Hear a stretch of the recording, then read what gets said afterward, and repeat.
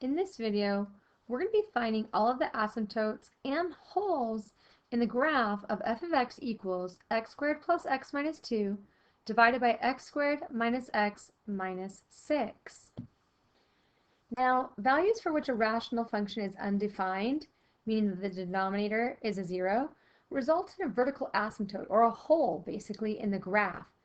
And so that's what we're going to encounter here. So we're going to go ahead and we're going to start off doing this problem, and we're going to need to factor our numerator and factor our denominator.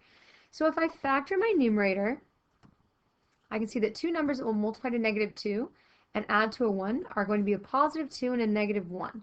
So this is now going to give me x plus 2 times x minus 1 over, and I'm going to go ahead and I'm going to factor my denominator.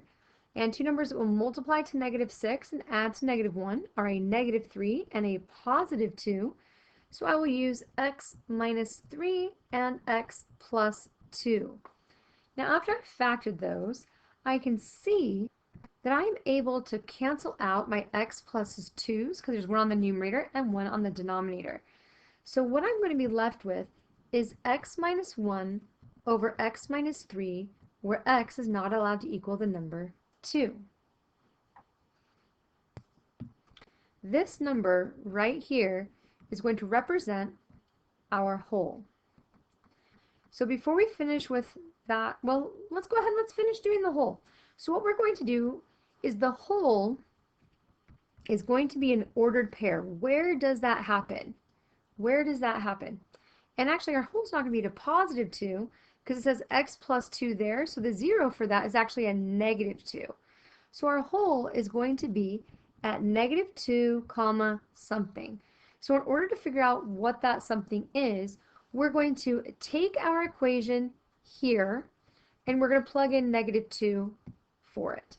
So we're going to have -2 minus 1 over, oops, not x, but -2 minus 3.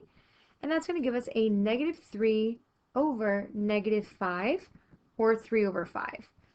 So the other part of our whole is 3 over 5. And now that we have our whole, we're able to see if we can find our vertical asymptote and our horizontal asymptote.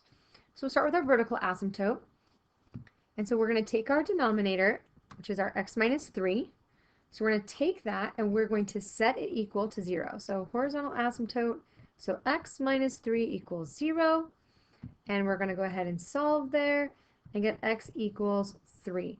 So we're going to have a horizontal asymptote at x equals 3. Oh, I have my letters kind of the wrong color. Let's just fix that really quick. Or rather, let's just fix that. That was actually their vertical asymptote because we were doing our x equals. And now we're going to do our horizontal asymptote. So to do our horizontal asymptote, we're going to take a look at what we've got, and we're going to notice that both of these x's have the same degree, which makes it really easy. We're just going to take their coefficients and stack them. And so the coefficient here, remember, is an invisible one there and an invisible one there.